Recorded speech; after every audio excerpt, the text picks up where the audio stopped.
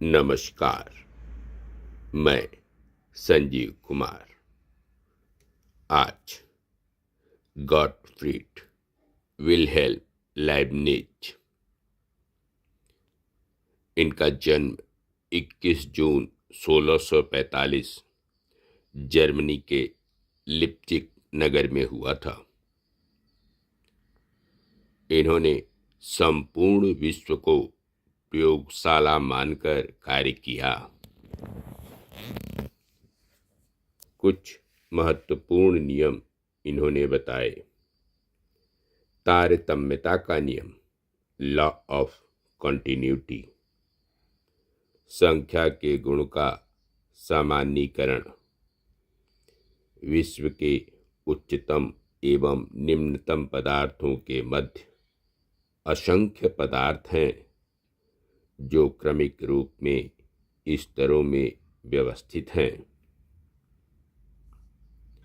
व्यक्तित्व का नियम, लॉ ऑफ इंडिविजुअलिटी, द्रव्य अनेक हैं, इनमें से प्रत्येक द्रव्य ऐसा है कि समस्त सत्ता अंतर्निहित होती है।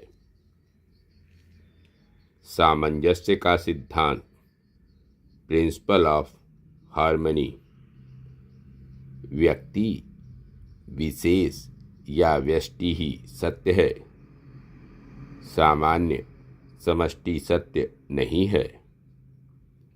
असंख्य विशेष चिदणुओं में एकता की स्थापना पूर्व स्थापित सामंजस्य पर आधारित है।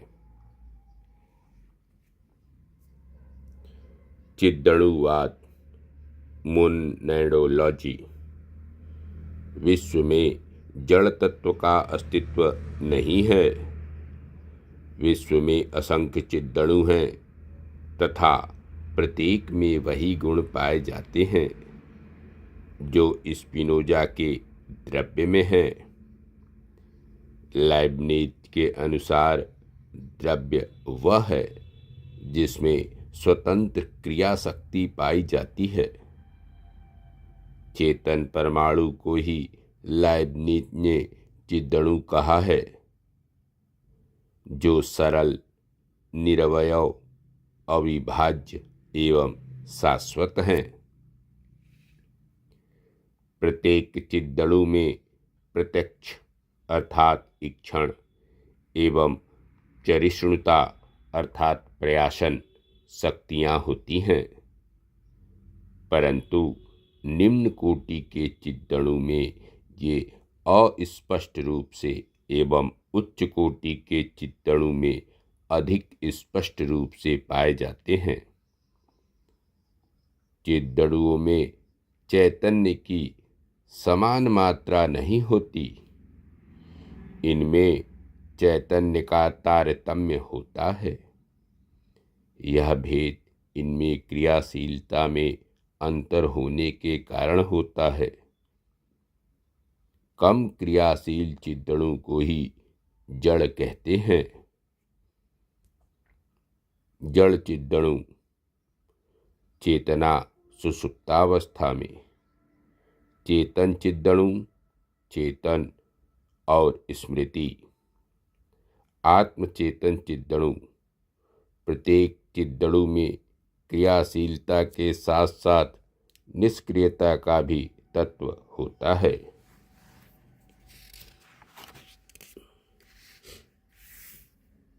केवल ईश्वर में ही चैतन्य पूर्ण रूपेण क्रियाशील होता है। चिदणु सोपान क्रम में श्रृंखलाबद्ध हैं। पूर्व स्थापित सामंजस्यवाद का सिद्धांत, चिदणुओं में सभी परिवर्तन आंतरिक प्रयासन के परिणाम स्वरूप हुआ करते हैं। ये परिवर्तन इस प्रकार से व्यवस्थित हैं कि बाह्य दृष्टि से ये परस्पर संबंधित प्रतीत होते हैं, परंतु वास्तव में ये परिवर्तन सहचारी होते हैं। शरीर के चिद्दणु और मन के चिद्दणु अपने अपने प्रयोजन से संचालित होते हैं, परंतु ईश्वर के पूर्व स्थापित सामंजस्य के कारण ऐसा प्रतीत होता है कि मन के इच्छा के अनुरूप शारीरिक क्रियाकलाप होता है। इसके लिए ऑर्केस्ट्रा का उदाहरण देते हैं। सभी चिद्दणुओं की क्रियाशीलता ईश्वर के चरम लक्ष्य से ही संचालित एवं निर्देशित होती है। नोट: स्पष्ट है कि लाइब्निज का पूर्व स्थापित सामंजस्यवाद के समानांतरवाद का केवल सामान्यीकरण है।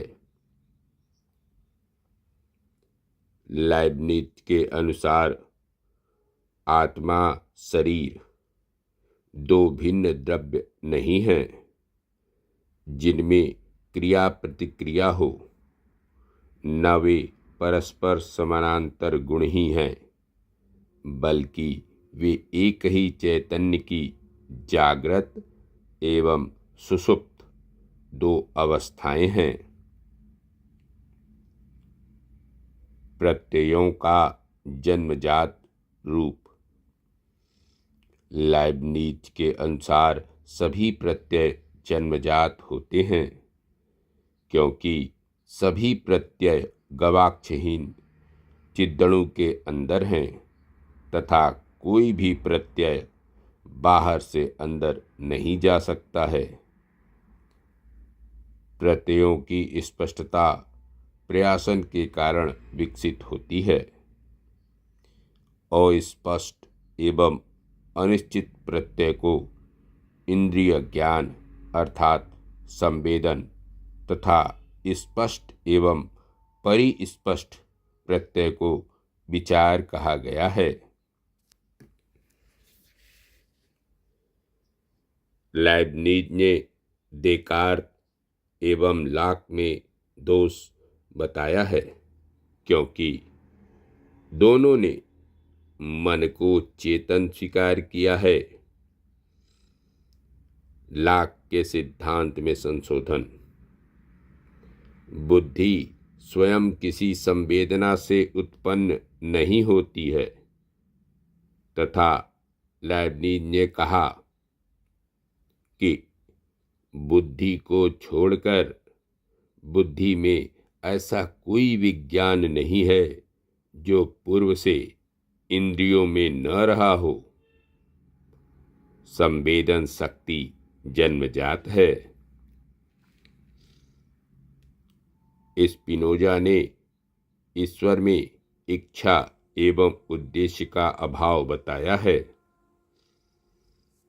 लाइब्निज ने कहा है कि वास्तविक घटनाओं को कभी भी अनिवार्यता सत्य नहीं कहा जा सकता है।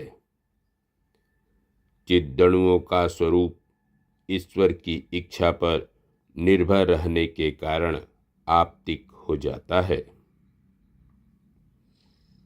लाइब्निज द्वारा ईश्वर सत्ता सिद्धि के तर्क: पहला, तात्विक प्रमाण: चिद्दणुओं के सोपान क्रम में ईश्वर सर्वोच्च चिद्दणु है, जिसमें सभी निष्क्रियता एवं संभावना वास्तविकता में परिवर्तित हो जाती है। इसलिए ईश्वर पूर्ण वास्तविकता है।